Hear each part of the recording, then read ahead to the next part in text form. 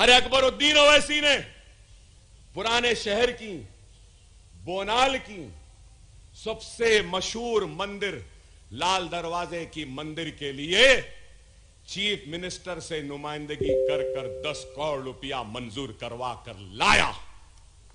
अफजलगंज की मस्जिद के लिए भी लाया, उसके साथ इस मंदिर के लिए भी लाया। अरे हम किसी के साथ नाइंसाफी नहीं करते। दारुस्सलाम के दरवाजे सबके लिए खुले हैं। हिंदू भी आ सकता है, सिख भी आ सकता है, ईसाई भी आ सकता है, पारसी भी आ सकता है, मुसलमान तो आते ही हैं। हर एक के लिए है।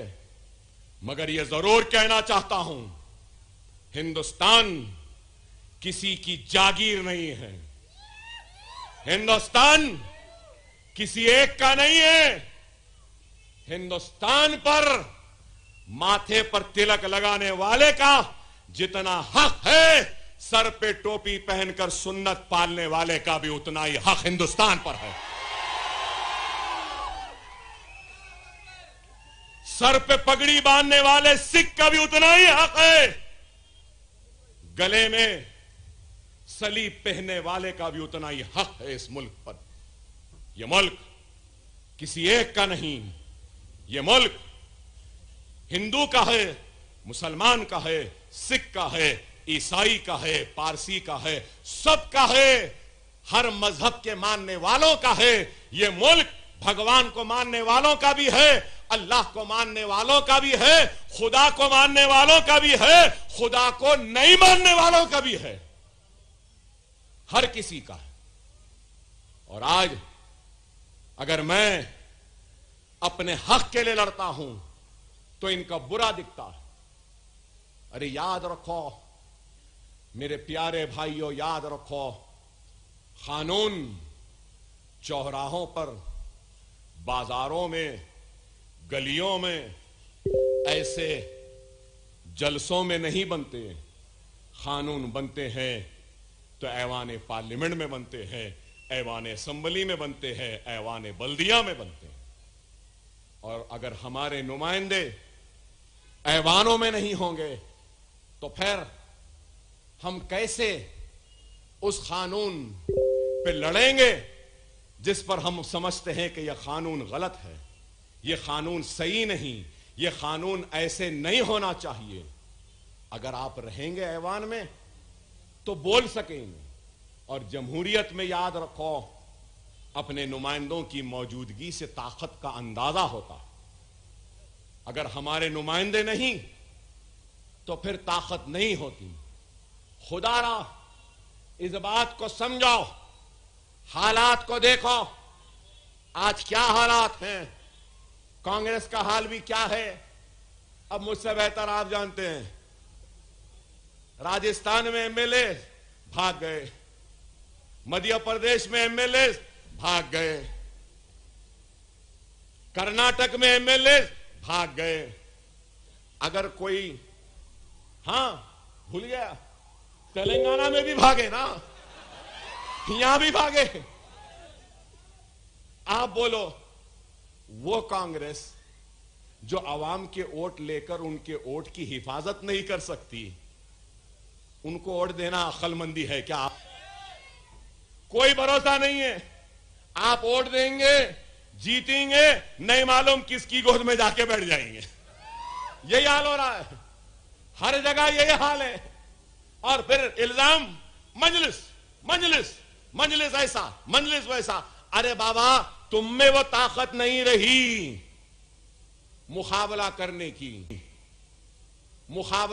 की, तो हम पर इल्जाम क्यों? अरे आप बढ़ो आगे, मुकाबला करो, किसने रोका? लेकिन मैं एक बात जरूर कहूंगा मेरे भाई, अब ये सामने रॉयल हेयर स्टाइल, उसके बाजू स्टाइल लेडीज टेलर, दो सही है ना? और ये अल प्रिंस जनरल स्टोर। मैं एक मिसाल दे रहा हूं। अब जनरल स्टोर चलाना जनरल स्टोर वालों को मालूम, सही है या नहीं? लेडीज टेलर को मालूम कि लेडीज की कटिंग कैसा है, सीना कैसा अच्छा करना उनको मालूम। ये हेयर स्टाइल है, इनको मालूम कैसा बाल काटना, कैसा स्टाइल करना। अब अगर हेयर स्टाइल करने वाला रॉयल हेयर स्टाइल बोलेगा, नहीं लेडीज के कपड़े मैं सीता हूं, तो वहां बैठी है लेडीज, बताइए क्या हज्जाम सही सी सकता है कपड़े? अब आप छोड़ो, अब उसके बाद में लेडीज टेलर बोलेंगे नहीं बाल मैं काटूंगा, तो अब टेलर बाल अच्छे काटेगा या फिर हज्जाम काटेगा? जनरल स्टोर वैसी है मेरे भाई। सियासत सियासतदान को करने दो, सनत सनतकार को चलाने दो, कारोबार बिजनेसमैन को चलाने दो, सहाफत सहाफी को करने दो, तिजारत ताजिर को करने दो, वकालत वकील को करने दो, डॉक्टरी डॉक्टर को करने दो। हमारा हिसाब ऐसा हो गया, शाम होते ही चबूतरे पे बैठते और पूरे उस पर तबसरा, ऐसा नहीं करना था, वैसा नहीं करना था, वहां क्यों गए, वहां से क्यों लड़े। अरे हमारा काम हम करेंगे, आपका काम आप करो।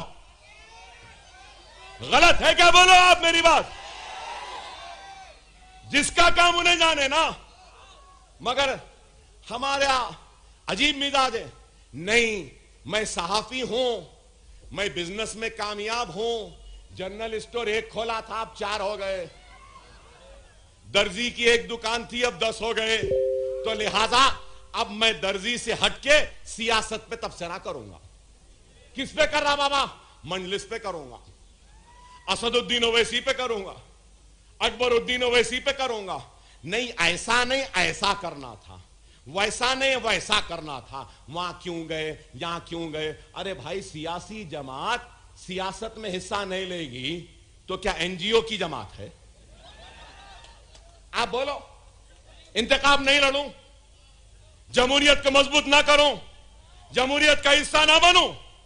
अरे जमहूरियत का हिस्सा बना हूं तो इसलिए ऐवान में खड़े रहता हूं, तो हर कोई डरता है। मिनिस्टर चिट्ठी देते हैं, अकबर भाई रहम करो, सवाल मत करो। अगर खतरनाक तकरीर है तो बोलते भाई माफ कर दो, जरा कम कर दो। क्यों? अरे ताकत है। और ये सर अकबरुद्दीन ओवैसी का सर नहीं है, ये सर आपका सर है। इसमें इज्जत आपकी है, इसमें गुरूर आपका है। अगर ये सर झुकेगा तो मेरे भाइयों के झुकने के बराबर है। ये सर कट जाएगा, लेकिन अल्लाह उसके रसूल की कसम कभी किसी के सामने नहीं झुकेगा सिवाय अल्लाह के, क्योंकि ये सर अब मेरा नहीं रहा, ये सीना मेरा नहीं, ये सीना मेरे भाइयों का सीना है। ये कभी दबेगा नहीं, ये बड़े ताब के साथ आपके साथ ऐसे चौड़े रहकर दुश्मन से आंख में आंख मिलाकर बात करेगा, क्योंकि यह आपका सर है, यह आपकी इज्जत है, आपका वक़ार है, आपकी शान है, आपकी शौकत है, आपकी अजमत है। हम आपकी अजमत के साथ सौदा नहीं कर सकते, हम आपकी शान को नीचा नहीं झुका सकते। वह बहरहाल वक्त और हालात को समझिए। एर्रागड्डा से भी मजलिस के उम्मीदवार हैं और रहमत नगर से भी मजलिस के उम्मीदवार हैं। इनका निशान पतंग है। बहरहाल मजलिस इत्तेहाद अल मुस्लिमीन मेरी जमात नहीं है सिर्फ, मेरे भाई ये आपकी भी जमात है। इस जमात को आपने हमने मिलकर बनाया है, मैंने अकेले नहीं बनाया। और एर्रागड्डे से मेरी बहुत पुरानी मोहब्बत है, निस्बत है कहूंगा। नौजवानों को नहीं मालूम, मैं एमएलए बनने से पहले एर्रागड्डे में आके बैठता था, शाम में बैठता था, घंटों बैठता था, फिरता था। और एर्रागड्डा मेरे लिए नया नहीं है।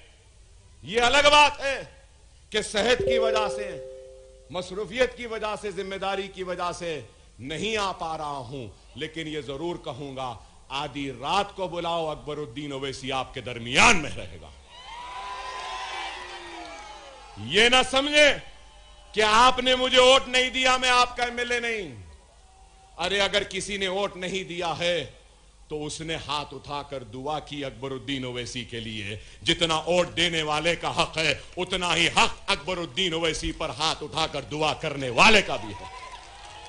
मजलिस आपकी जमात है, मजलिस का निशान पतंग है।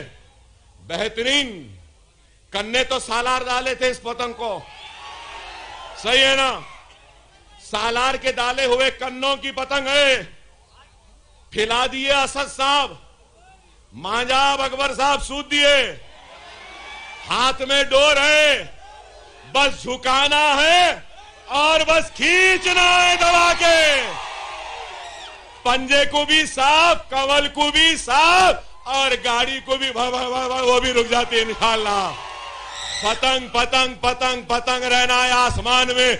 इंशाअल्लाह जीत के जश्न में इंशाअल्लाह आऊंगा और बाकी तकरीर करूंगा और चाय वालों के बारे में भी बोलूंगा। सलाम वालेकुम, खुदा हाफिज।